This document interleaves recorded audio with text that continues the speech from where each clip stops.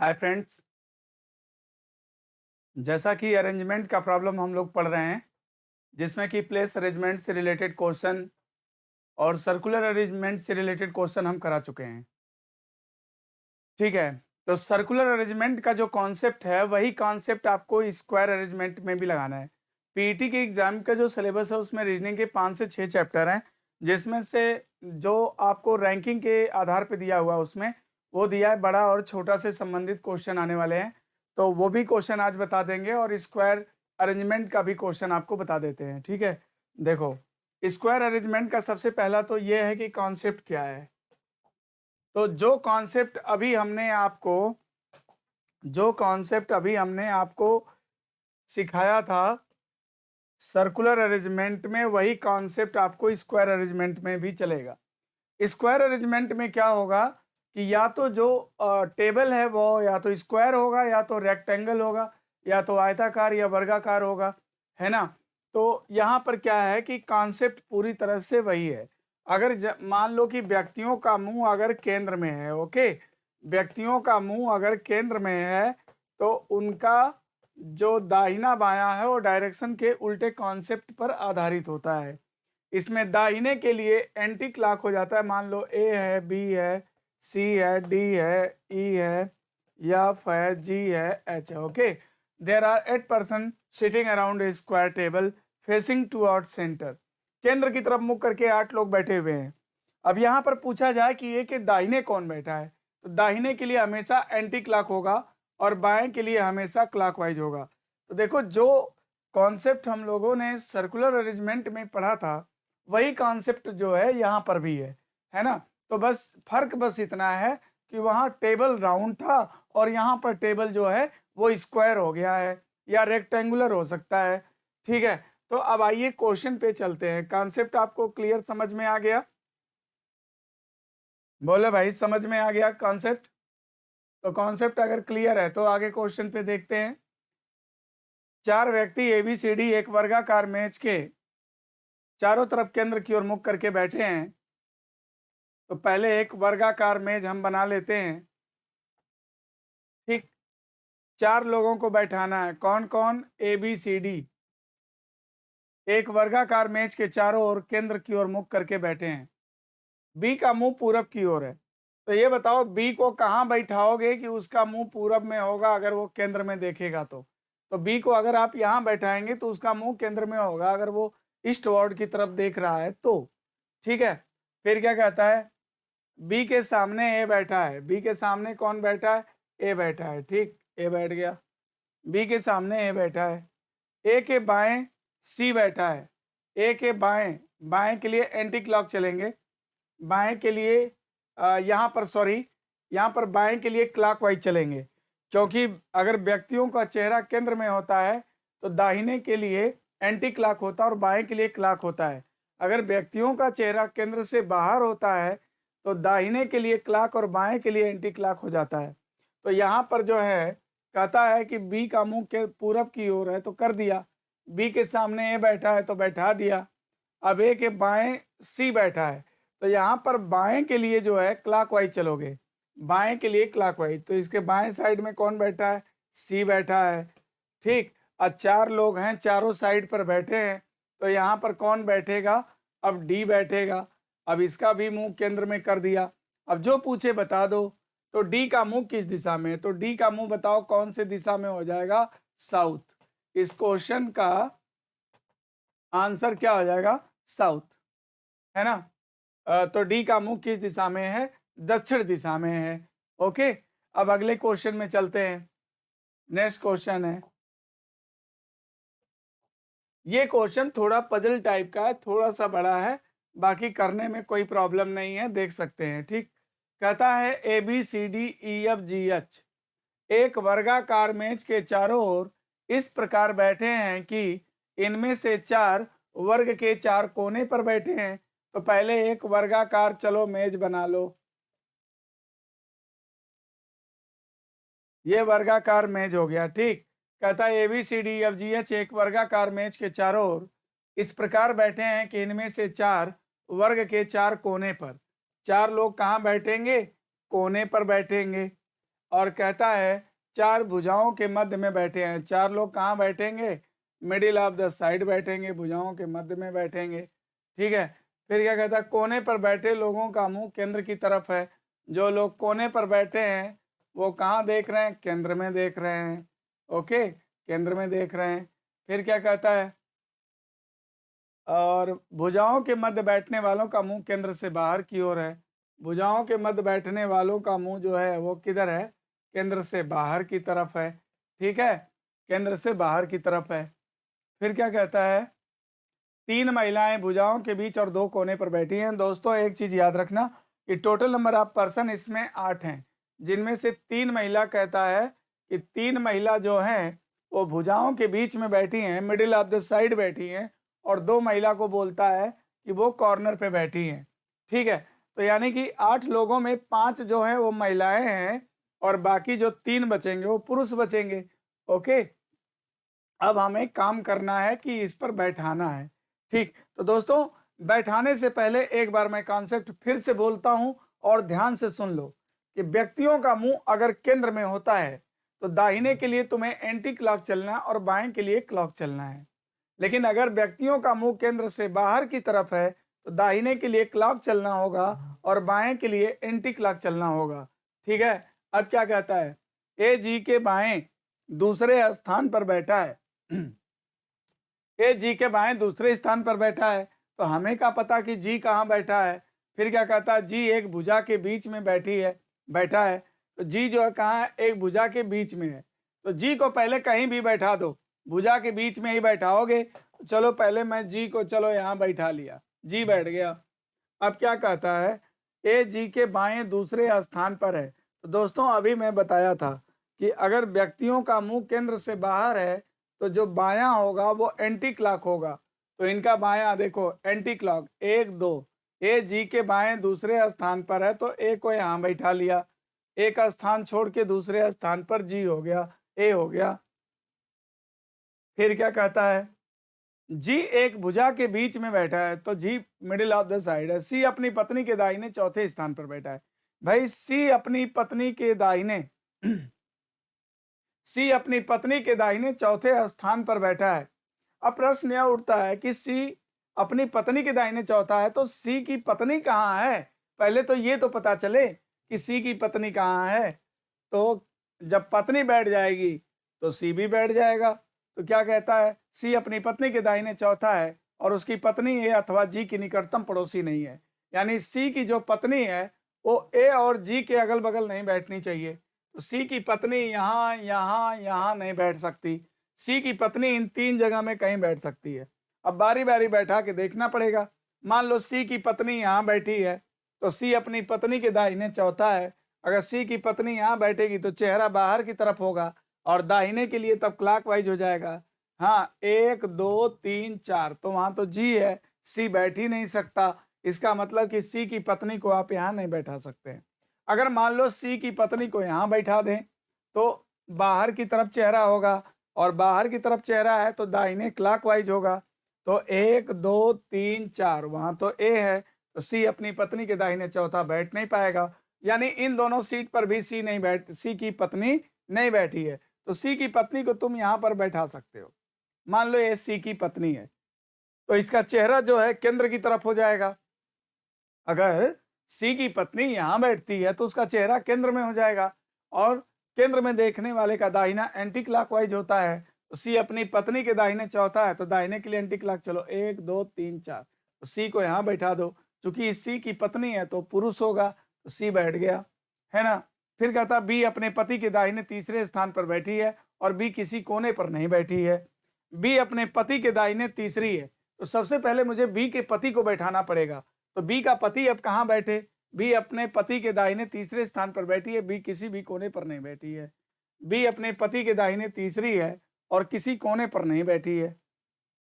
B अपने पति के दाहिने तीसरे स्थान पर बैठी है, बी किसी कोने पर नहीं बैठी है। ठीक, बी अपने पति के दाहिने तीसरे स्थान पर बैठी है और किसी भी कोने पर नहीं है।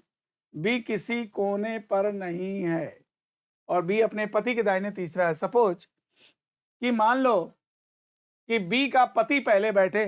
अगर बी का पति यहाँ बैठ जाए तो दाहिने एंटी क्लॉक 1 2 3, तो बी यहाँ बैठ नहीं सकती, यानी बी का पति यहाँ नहीं है।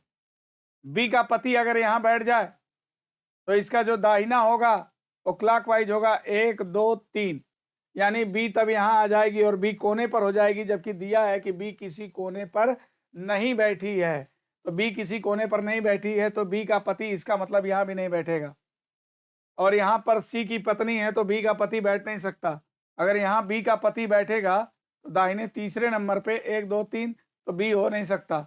यानी बी का पति अगर यहाँ बैठ जाए, यानी बी महिला है, बी महिला है, बी का अगर कोई पति है तो बी महिला है, और बी का पति अगर यहाँ बैठ जाए तो बी अपने पति के दाहिने तीसरे पोजीशन पर बैठी है, तो इनका दाहिना एंटी क्लॉक हो जाएगा 1 2 3, तो बी अपने पति के दाहिने तीसरे स्थान पर आराम से बैठ जाएगी, है ना।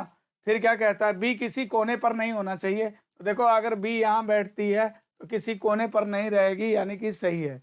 फिर क्या बोलता है कि बी और एच के बीच में केवल डी बैठा है, तो बी और एच के बीच में केवल डी बैठा है, तो अभी तो एच को हम किधर बैठाएं, तो इधर तो एच ले आ नहीं सकते हो। बी और एच के बीच में केवल डी है, तो इसका मतलब एच यहाँ आएगा और यहाँ पर डी हो जाएगा, यानी डी ही सी की पत्नी हो जाएगी। सी की पत्नी कौन हो जाएगी भैया, डी हो जाएगी। ठीक, अब क्या कहता है बी किसी कोने पर नहीं बैठी, बी और एच के बीच में केवल डी है, एच ए का पति है। एच यानी ए का पति है तो एच पुरुष होगा और ये महिला हो जाएगी, एच ए का पति हो गया। फिर क्या बोलता है, एच ए का पति है, ई एक पुरुष है, ई एक पुरुष है। तो देखो यहाँ पर बैठने वाला पुरुष है, लेकिन वो कौन है अभी मुझे नहीं मालूम है। ई एक अगर पुरुष है तो इसका मतलब ई यही होगा। ठीक, तो परिवार में कितने पुरुष थे, कुल मिला के पुरुष 3 थे और महिलाएं इसमें 5 थी, जिसमें से 3 जो है भुजाओं के मध्य और 2 कोने पर बैठी थी। तो महिला मुझे 2 चाहिए जो कोने पर बैठे, एक महिला भुजा के बीच में, दूसरी महिला भुजा के बीच में, है ना, और ये तीसरी महिला है जो भुजा के बीच में है। 2 महिला कोने पर चाहिए, यानी यहाँ बैठने वाली महिला होगी। तो ई एक पुरुष है, यानी ई यहीं पे रहेगा। पुरुषों की संख्या 3 है, तो कुल मिला के 3 पुरुष हो गए, एक ई हो गया और यही बी का पति हो जाएगा। ई किसका पति हो जाएगा, बी का पति हो जाएगा। ठीक है, और एच किसका पति है, ए का पति है, तो एच किसका पति हो जाएगा, ए का पति हो जाएगा। ठीक है, और इस प्रकार से मेरा यह पूरा पजल सॉल्व हो चुका है। टोटल नंबर ऑफ पर्सन 8 थे, कौन इसमें दिखाई नहीं दे रहा है, A B C D E F, F नहीं दिख रहा था, इसका मतलब एफ वही है। ठीक है, तो इस प्रकार से सब लोग बैठ गए, जो पूछे वो बता सकते हो। पहला सवाल क्या है, बी से एंटी क्लॉकवाइज गिनती करते हुए बी और सी के बीच में कितने लोग बैठे हैं। यहाँ से एंटी क्लॉक अगर आप गिनती करेंगे तो बताइए कि बी और सी के बीच में कितने लोग हो जाएंगे, 2 लोग। तो पहले सवाल का आंसर होगा 2। फिर क्या कहता है, सी की पत्नी कौन है, ऑलरेडी क्लियर हो गया, सी की पत्नी कौन है, डी। फिर क्या कहता है, सी के संदर्भ में ई का स्थान कौन सा है, सी के संदर्भ में ई का स्थान दाहिने दूसरा, ये देखो दाहिने दूसरा है ना, एंटी क्लॉक अंदर चेहरा है तो एंटी क्लॉक चलेंगे, दाहिने दूसरा है।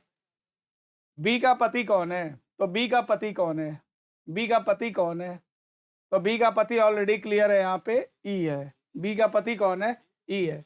तो दोस्तों सर्कुलर अरेंजमेंट और स्क्वायर अरेंजमेंट के प्रॉब्लम में कोई फर्क नहीं है, फर्क बस इतना है कि टेबल बदल जाता है, यहाँ पर स्क्वायर या रेक्टेंगुलर टेबल हो जाता है और वहाँ पर जो है सर्कुलर टेबल होता है, बाकी कॉन्सेप्ट बिल्कुल वही है। राइट, अगले क्वेश्चन में अगर हम देखें तो क्या मिलता है, ये है, ये अब आपके सामने अगला क्वेश्चन है। ठीक,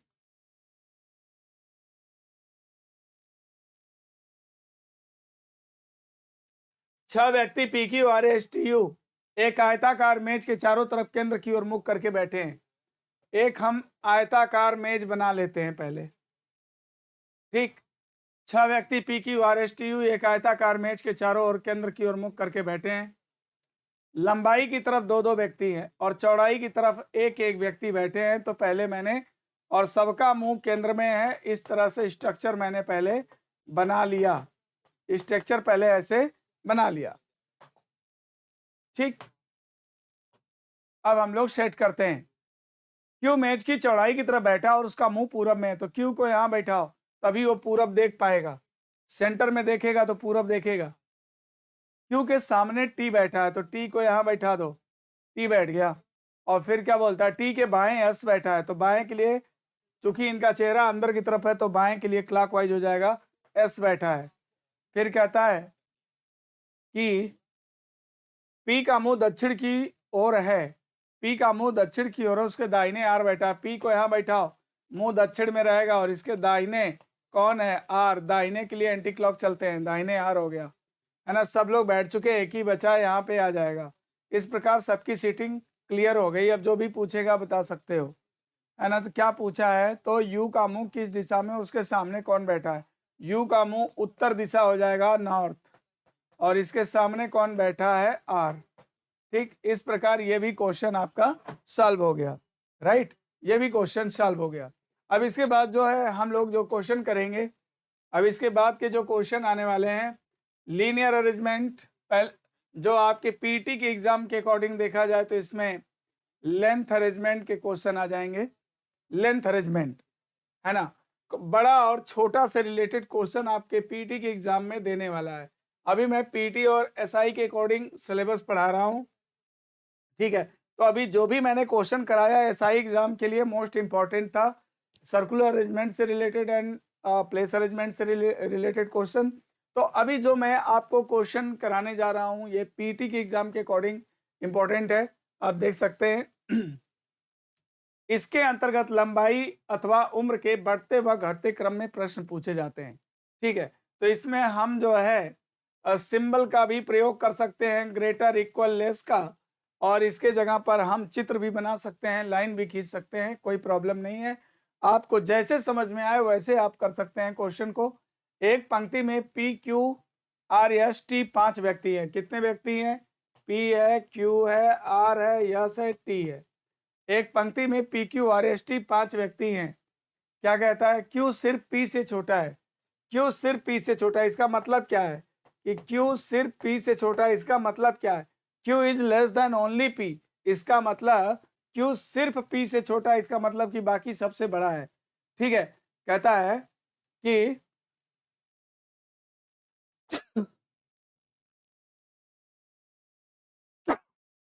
सॉरी, आर यस से छोटा है किंतु टी से बड़ा है। आर यस से छोटा है किंतु टी से बड़ा है। आर यस से छोटा है किंतु टी से बड़ा है। तो दोस्तों देखो, क्यू सिर्फ पी से छोटा है, इसका मतलब है कि क्यू सेकंड पोजीशन पर है लंबाई के अकॉर्डिंग। 5 व्यक्ति टोटल है। कहता है Q is less than only P. अगर क्यू को आप यहाँ रखते हैं तो Q is less than only P, इसका मतलब कि बाकी सबसे क्यू क्या है, बड़ा है, केवल पी से छोटा है। आर यस से छोटा, टी से बड़ा। आर यस से छोटा है, टी से बड़ा है। तो ये हमारा स्ट्रक्चर तैयार है, जो पूछे बता दो। क्या पूछा बताइए, सबसे बड़ा कौन है। तो इस क्वेश्चन का आंसर क्या बनेगा, पी बनेगा। इस क्वेश्चन का आंसर क्या बनेगा, पी बनेगा, राइट। अगले क्वेश्चन में चलते हैं।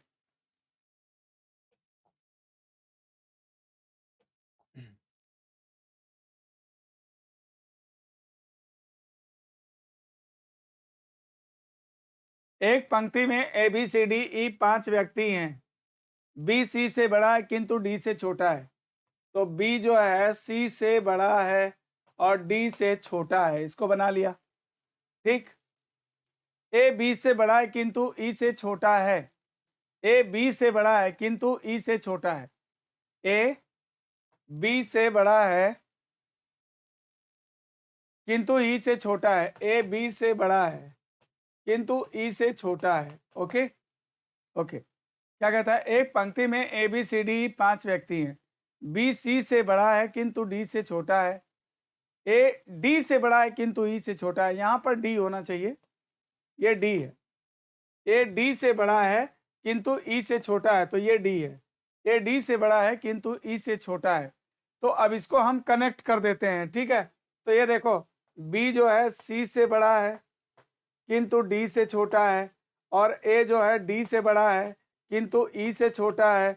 तो छोटे से बड़े के आधार पर इनको व्यवस्थित किया जाए तो C B D A E, order क्या बनेगा, सी बी डी ए ई, है ना। तो कहता है छोटे से बड़े के आधार पर इन पांचों व्यक्तियों को व्यवस्थित करें तो CBDAE ये आंसर सही है। इसको हम चाहें तो बड़े और छोटे के सिंबल से भी कर सकते हैं, जैसे BC से बड़ा है, BC से क्या है, बड़ा है किंतु D से छोटा है, और AD से बड़ा है किंतु E से छोटा है। तो छोटे से बड़े के आधार पे व्यवस्थित करेंगे तो CBDAE ये आंसर बिल्कुल करेक्ट हो जाएगा, CBDAE, है ना। अगला क्वेश्चन, अगले क्वेश्चन में चलते हैं, क्या देता है ये।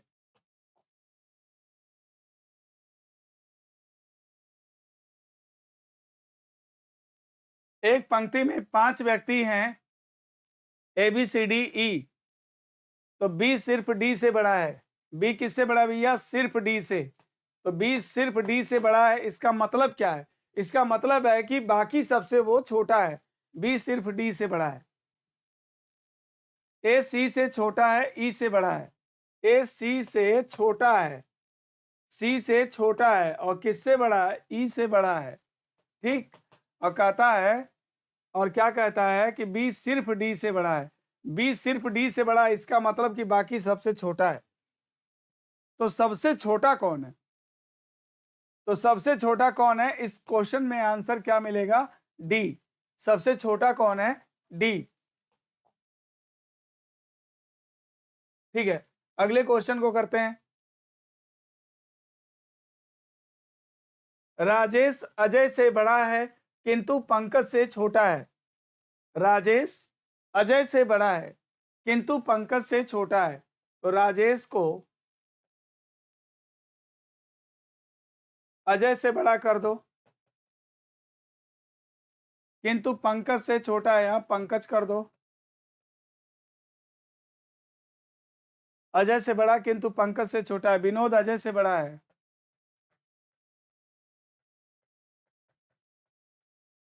विनोद अजय से बड़ा है। गौरव पंकज से बड़ा है, विशाल से छोटा है। गौरव पंकज से बड़ा है, विशाल से छोटा है। विशाल, यहां तक लाइन क्लियर है। यहां पर क्या पूछ रहा है, सबसे बड़ा कौन है। तो दोस्त देखो, अजय से बड़ा राजेश है, राजेश से बड़ा पंकज, पंकज से बड़ा गौरव, गौरव से बड़ा विशाल, ये लाइन क्लियर है। लेकिन विनोद का रिलेशन इनमें से किसी से दिया नहीं गया है। उस पंक्ति में विनोद भी है, मगर विनोद का रिलेशन इनमें से किसी से दिया नहीं गया। अगर ये कह देता विनोद पंकज से छोटा है, चाहे गौरव से छोटा है, चाहे विशाल से छोटा है, तो सबसे बड़ा विशाल हो जाता। मगर यहाँ पर चूंकि विनोद का रिलेशन इनसे, इनसे, इनसे और इनसे नहीं बताया है। अजय से बड़े तो सभी लोग हैं, विनोद भी अजय से बड़ा है, लेकिन इनमें से किससे छोटा ये डिसाइड नहीं है। तो हो सकता है कि विनोद ही सबसे बड़ा हो, विनोद यहाँ पे चला है, विनोद ही सबसे बड़ा हो, और ये भी हो सकता है विशाल सबसे बड़ा हो। तो इसलिए कैन नॉट बी डिटरमाइन, ऐसे प्रश्न का उत्तर ज्ञात नहीं किया जा सकता। जब सबका रिलेशन क्लियर होता है तभी हम आंसर ज्ञात कर सकते हैं। इस क्वेश्चन में आंसर बनेगा ज्ञात नहीं कर सकते।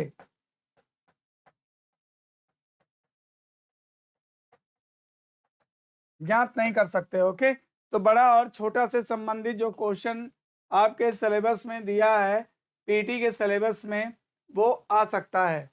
और टाइम अरेंजमेंट, इसमें टाइम पर आधारित सवाल पूछे जाते हैं। जैसे ये क्वेश्चन है, राम ने श्याम से कहा प्रयागराज से लखनऊ के लिए बस हर 20 मिनट पर जाती है, यानी कि इंटरवल टाइम, यहाँ पर देखो इंटरवल टाइम कितना है, 20 मिनट। हर 20 मिनट में एक बस जाती है, प्रत्येक 20 मिनट में। इंटरवल टाइम है आपका कितना, 20 मिनट, 20 मिनट। ठीक, पिछली बस 10 मिनट पहले छूटी है, अगली बस 2:30 बजे दोपहर में छूटेगी। निश्चित समय डेफिनिट टाइम कितना है, 2:30 है, 2:30 है। ठीक है, अगली बस 2:30 बजे दोपहर में छूटेगी, और पिछली बस 10 मिनट बिफोर टाइम कितना है, बिफोर टाइम कितना है, 10 मिनट है, बिफोर टाइम 10 मिनट है। अगली बार 2:30 बजे दोपहर में छूटेगी। तो बताइए राम ने श्याम को सूचना कितने बजे दी। ठीक है, तो इंफॉर्मेशन टाइम बराबर, ठीक है, सूचना प्राप्त होने का समय बराबर निश्चित समय माइनस समय अंतराल इंटरवल टाइम और प्लस बिफोर टाइम, पूर्व में काम होने का समय। तो निश्चित समय कितना है? 2:30 है। इसमें से 20 मिनट घटा दो, इंटरवल टाइम घटा दो और 10 मिनट जोड़ दो, तो इसमें कितना आ जाएगा? 2:30 में से 20 मिनट घटा दोगे तो 20 मिनट घटा दोगे तो 2:10 आ जाएगा, और 2:10 में फिर 10 जोड़ोगे 2:20, यानी 220 इसका आंसर बनेगा, 220। या ऐसे समझ लो कि राम ने श्याम से कहा कि लखनऊ के लिए बस हर 20 मिनट पे छूटती है, मतलब हर 20 मिनट पर एक बस है। फिर कहता अगली बार 2:30 बजे जाएगी, इसका मतलब हर 20 मिनट पर एक बस है और अगली बस का 2:30 बजे जाना निश्चित है। तो एक बस जो पिछली गई होगी वो 2:10 पे गई होगी 20 मिनट पहले, और जब बोल रहा उस बस को बोल रहा था कि अभी अभी 10 मिनट पहले बस छूटी है, इसका मतलब कि कब बोलेगा? 2:10 वाली बस को अगर ये बोलेगा कि 10 मिनट पहले गई है, इसका मतलब 2:20 पर बोलेगा। तो सूचना प्राप्त होने का समय बराबर निश्चित समय माइनस समय अंतराल धन पूर्व में काम होने का समय।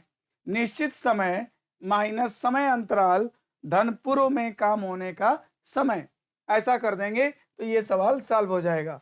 ठीक है, अब इसी प्रकार अगला क्वेश्चन देखते हैं क्या है। एक कंपनी का मैनेजिंग डायरेक्टर प्रबंध निदेशक इंटरव्यू लेने के लिए 12:30 बजे से 10 मिनट पूर्व प्रवेश किया। ये बताओ 12:30 बजे से 10 मिनट पहले का जो समय होगा वो क्या होगा? 12:30 बजे से 10 मिनट पहले का समय क्या होगा? 12:20, 12:20। 12:30 बजे से 10 मिनट पहले का जो समय होगा वो क्या होगा? 12:20। वह चेयरमैन से 20 मिनट पहले आया था। सुनो, कंपनी का प्रबंध निदेशक 12:30 बजे से 10 मिनट पूर्व ऑफिस में प्रवेश किया, यानी 12:20 पर कौन आया? मैनेजिंग डायरेक्टर की टाइम है, मैनेजिंग डायरेक्टर 12:20 पे आया। कहता है कि वह चेयरमैन से 20 मिनट पहले आया था, मतलब चेयरमैन जो है वो मैनेजिंग डायरेक्टर से 20 मिनट बाद आएगा, यानी कि मैनेजिंग डायरेक्टर से चेयरमैन की जो टाइम है 20 मिनट बाद है, यानी 12:40, यानी चेयरमैन की टाइम कितनी हो जाएगी? 12:40। ठीक, अब क्या कहता है? यदि चेयरमैन 30 मिनट विलंब से आया हो तो इंटरव्यू किस समय से था? ये बताओ, अगर हम क्लास लेने 12:40 पर आते हैं और हमें लगता है कि हम आधा घंटा लेट हैं, तो यानी हमारी क्लास कब रही होगी? 12:10 पे रही होगी।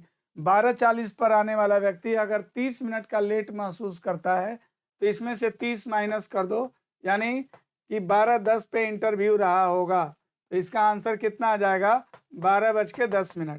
तो जिन लोगों का 12:10 आंसर है वो सही है।